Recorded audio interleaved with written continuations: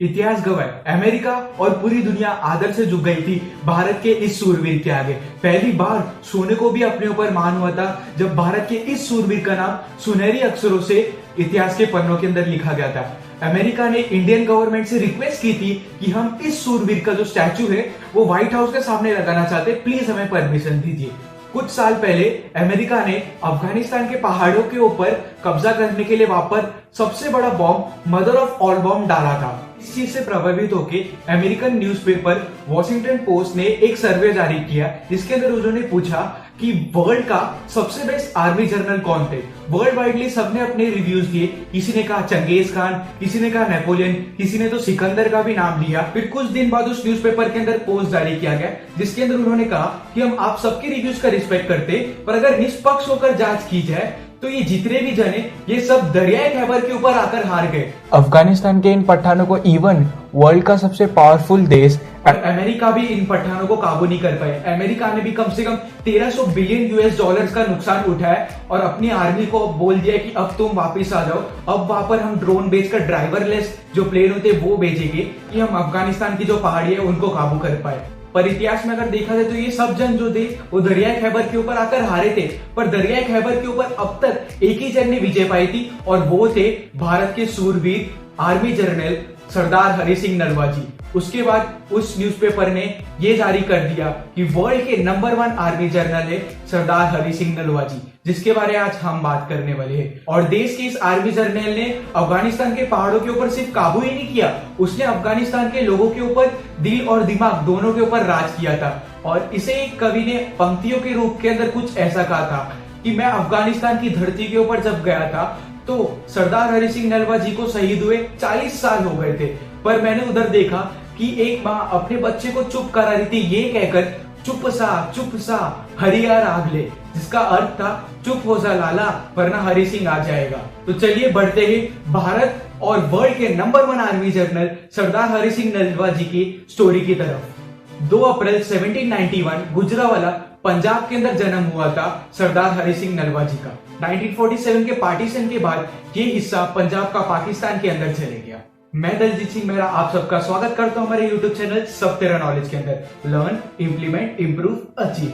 ये तो सब जानते हैं कि अंग्रेजों ने भारत के ऊपर 200 साल राज किया, पर पंजाब के ऊपर उन्होंने राज किया सिर्फ 100 साल। पर एक मिनट, मैं उस पंजाब की बारे बात कर रहा हूं जिसका टोटल एरिया 1,40,000 मुरब्बा मील जमीन। उस 1,40,000 मुरब्बा मील जमीन के अंदर आते थे दिल्ली, हिमाचल प्रदेश, हरियाणा, पंजाब जो करंटली आप देखते हो मैप के ऊपर, उसके बाद जम्मू एंड कश्मीर, लाहौर, पाकिस्तान, लद्दाख, तिब्बत, खैबर, सिंधु। अगर इन शॉर्ट में अगर सरल भाषा में बात करूं तो मैं उस पंजाब के बारे में बात कर रहा हूं जिसका बॉर्डर दिल्ली से चालू होकर एक वक्त वो था जब उसका बॉर्डर अफगानिस्तान को जाकर टच होता था। इतने बड़े राज्य के ऊपर ब्रिटिशर्स आंख उठाकर भी नहीं देख सकती थी। उसके 2 मेन कारण थे। पहला, शेरे पंजाब महाराजा रणजीत सिंह जी जिन्होंने इतना बड़ा राज्य बनाया था, और दूसरा 1/3 एरिया जो इतने बड़े राज्य का संभाल रहे थे सरदार हरि सिंह नलवा जी। फिर लाहौर के अंदर शेरे पंजाब महाराजा रणजीत सिंह जी हर बसंत पंचमी के अंदर एक बहुत बड़ा मेला लगाते थे जिसके अंदर नौजवान पीढ़ी से लेके हर एक सूरवीर आता था और अपने शस्त्रों का जलवा दिखाता था। फिर उन्होंने देखा कि एक नौजवान तलवारबाजी, तीरंदाजी और घोड़े की लगाम कुछ इस तरह पकड़ रहा था जिसे देखकर सब लोग वहां पर हक्के बक्के रह गए, और जिससे शेरे पंजाब महाराजा रणजीत सिंह जी इतने खुश हो गए कि उन्होंने वहां पर खुद अपने सिंहासन से उठकर उस नौजवान के पास जाकर तभी के तभी ही खड़े पैर उनको अपने आर्मी के अंदर ले लिया और उनको अपना पर्सनल बॉडीगार्ड डिक्लेयर कर दिया। कि वो जो जन था उसके पिता से लेके उसके दादा से लेके परदादा जितने भी जन थे उन्होंने महान और बड़ी बड़ी जो जंग थी उसके अंदर उन्होंने अपना बलिदान दिया था, और जो वो नौजवान था वो थे सरदार हरि सिंह जी। जैसे कि ये घटना बहुत ही ज्यादा फेमस है कि एक बार शेरे पंजाब महाराजा रणजीत सिंह जी और सरदार हरि सिंह नलवा जी जंगल में से जा रहे थे, तभी उनके सामने एक खूंखार शेर आ गया जो हमले की फिराक में था। उससे लड़ने के लिए शेरे पंजाब महाराजा रणजीत सिंह जी अपने घोड़े से उतरे ही थे कि तभी सरदार हरि सिंह नलवा जी ने कहा कि रुक जाइए, इस शेर से लड़ने का जो हक है पहले मेरा है। क्योंकि उसके बाद सरदार हरि सिंह नलवा जी उस शेर से लड़ने के लिए आगे बढ़े।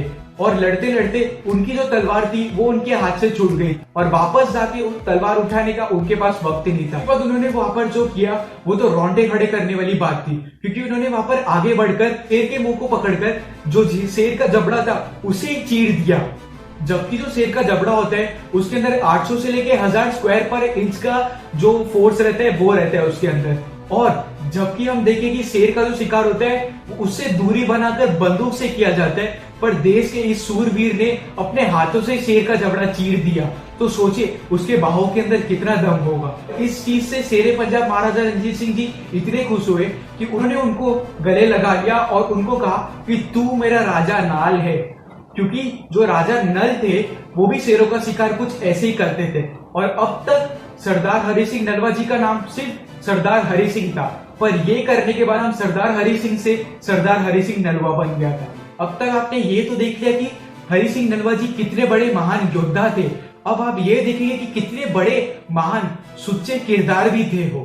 फिर बात करते क्या हुआ था तभी जब एक औरत उनके पास आई थी और उन्होंने कहा था कि मैं चाहती हूँ कि मेरे पेट से सरदार हरि सिंह नलवा जी जैसा पुत्र जन्म ले। तो सरदार हरि सिंह नलवा जी ने जब पेशावर फतेह किया था और पेशावर के अंदर उन्होंने बहुत सारे किले बनाए थे, तो जब नासिर खान को ये पता चला तो उसने अपने बेटे को कहा कि चल हम यहाँ से अपना बोरिया बिस्तरा बांध के चले जाते, कहीं हरि सिंह हमारे ऊपर हमला ना कर दे। तो उसके बेटे ने जैसे ही जाके उसकी जो मंगेतर थी बीबी पानो, उसने उसको जाकर जब बताया कि हमें यहाँ से जाना पड़ेगा, तो उस बीबी पानो ने ये कहा कि मैंने तो तेरे साथ शादी करने के लिए हाँ इसके लिए कहा था, क्योंकि तू तो कहता था मैं यहाँ का सबसे बेस्ट आर्मी जर्नल हूँ। जब मैं तलवार उठाता था तो कोई सूरमा ऐसा पैदा नहीं हुआ है जो मेरी तलवार को रोक सके। तो ऐसा कौन सा सिख जर्नल आ गया है जिससे तुम लोग डर कर भाग रहे हो? मैं भी देखना चाहती हूँ कौन है जिसकी वजह से तुम्हारे मन में इतना डर पैदा हुआ है। तो फिर उन्होंने जिद ही पकड़ ली थी कि मुझे हरि सिंह नलवा जी को देखना है और उनसे मिलना है। फिर उसके मंगेतर ने उसको बहुत समझाया कि वो हमारे दुश्मन है, वो तेरी इज्जत का खिलवाड़ भी कर सकते, पर उस बीबी पानो ने एक ना मानी और वो पहुंच गई सरदार हरि सिंह नलवा जी को मिलने के लिए। सबसे पहला सवाल उसने सरदार हरि सिंह नलवा जी को कहा कि आप क्यों हमारे किलों के ऊपर कब्जा कर रहे हो?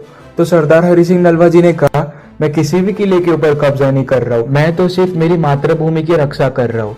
फिर उस बीबी पानो ने सरदार हरि सिंह नलवा जी को कहा कि मैं चाहती हूँ कि मैं सरदार हरि सिंह नलवा जी की माँ कहलाऊं, मैं चाहती हूँ कि मैं आपके जैसे किसी सूरमे की माँ कहलाऊं।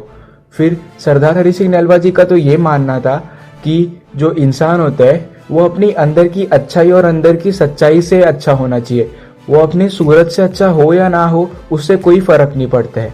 फिर सरदार हरि सिंह नलवा जी ने कहा हरि सिंह टैक्सी एक है और एक ही रहूंगा, और इसका की भरोसा कि आने वाले वक्त आज तेरे कुखों को इस तरह का सूरमा जन्म ले जो समाज के उत्ते दाग लगा दे। फिर बीबी पानो ने कहा कि तू समझा नहीं जरनैला, मैं चाहती हूँ कि मेरे पेट से सरदार हरि सिंह नलवा जी जैसा सूरवीर पैदा हो।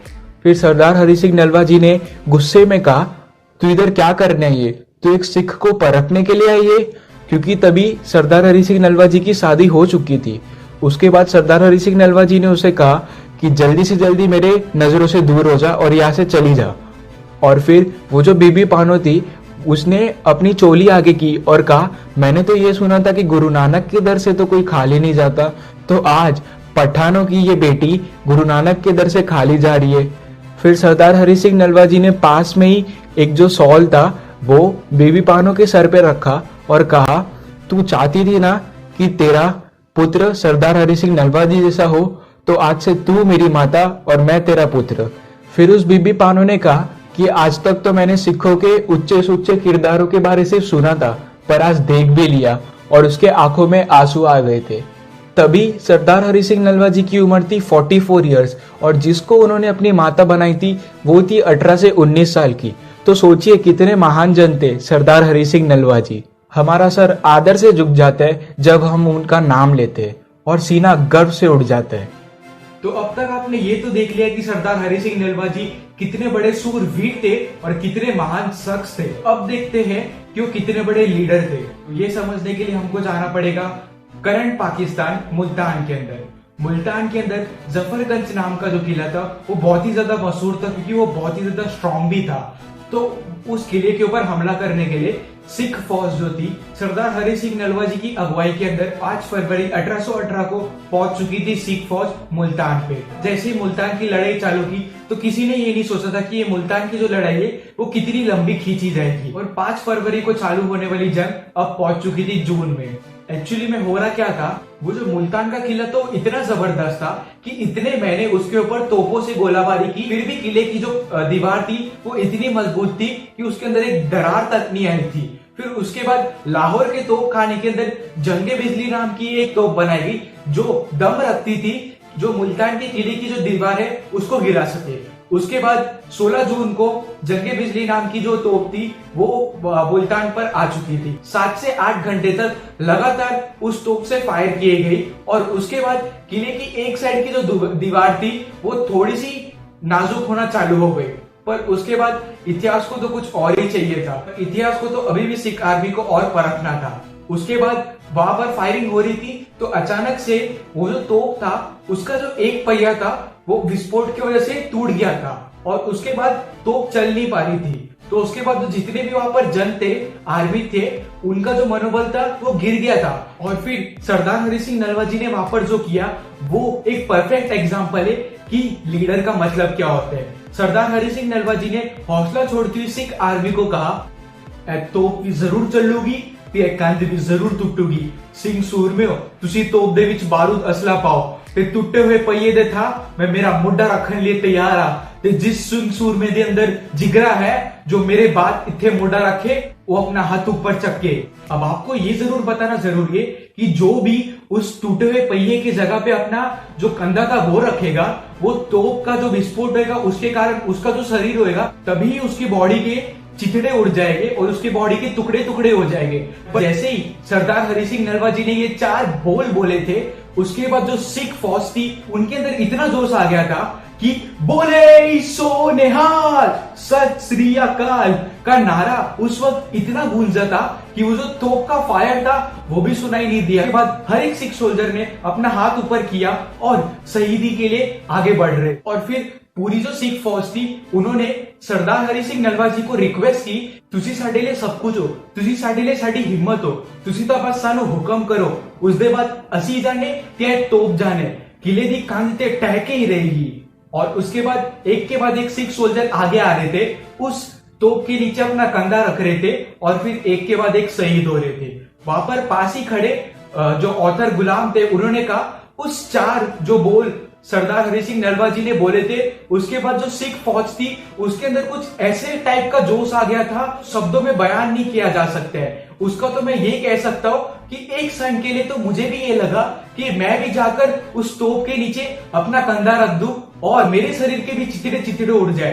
पर फिर उन्होंने ये सोचा कि अगर मैं भी उधर गया और मैं भी वहां पर मर गया तो ये जो पूरा किस्सा है शहीदी का, ब्रेवरी का, उसको बताने के लिए इतिहास के पन्नों के अंदर कोई भी नहीं रहेगा। इसके लिए वो वहां पर ही रुक गए। कुछ और घंटे तक ऐसे ही उस तोप से फायरिंग होती रही और कुछ समय बाद फिर वो जो किला था उसकी एक दीवार टूट गई और जो सिख फौज थी वो अंदर जाकर उस किले के ऊपर उन्होंने विजय प्राप्त की। तो अब आपने देख लिया रहेगा कैसे सूरमाओं का खून हमारे अंदर दौड़ रहा है। और अगर आप देखेंगे तो इंडिया की जो पॉपुलेशन है 50% पॉपुलेशन 25 के नीचे है।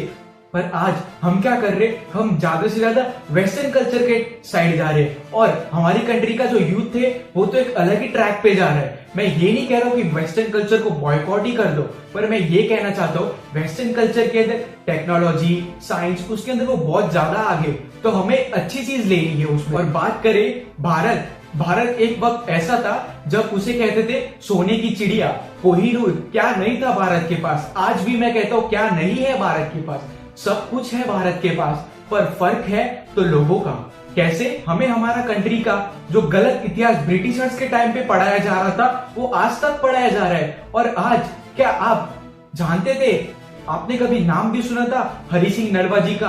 क्या आपको पता था कौन थे वो? क्या आपको पता था वर्ल्ड के नंबर 1 आर्मी जनरल कौन थे? क्या आपको पता था अमेरिका ने व्हाइट हाउस के बाद उनका स्टैचू लगाने के लिए रिक्वेस्ट की थी गवर्नमेंट को, और वक्त के साथ सरकारें बदलती गई और वो फाइट ऊपर से नीचे, नीचे से ऊपर होती रही है। और हमें हमारी कंट्री का इतिहास ही नहीं पता है। और इसका मेन कारण क्या है, जो अब तक हमने रिसर्च किया वो ये है कि जो कंटेंट क्रिएटर्स होते, जो मतलब सोशल मीडिया के ऊपर कंटेंट क्रिएट करते, वो तो ट्रेंड के साथ जाना चाहते, वो नहीं चाहते कि वो अपनी कंट्री, मैं हालांकि रिस्पेक्ट करता हूँ जितने भी कंटेंट क्रिएटर्स है, पर फिर भी मैं ये कहना चाहता हूँ कि वो ट्रेंड के साथ जाना चाहते, वो लाइव स्ट्रीम्स करना चाहते गेमिंग की, वो किसी और का मजाक। पर गलती कंटेंट क्रिएटर्स की नहीं है, गलती उनकी भी है जो देखते हैं, क्योंकि कंटेंट क्रिएटर तो वो कंटेंट क्रिएट करेगा ना जो लोग देखना चाहते हैं। तो लोग भी ज्यादातर अगर देखे जाए तो अगर कोई म्यूजिक वीडियो आएगी तो वो तो चुटकी बजा के शेयर कर देंगे, बट अगर आपको कोई वीडियो दिखी जिसके अंदर आपकी कंट्री का इतिहास आपको बताया जा रहा है, तो आप शेयर तो करना बहुत दूर की बात है, डिसलाइक करके चले जाते हो।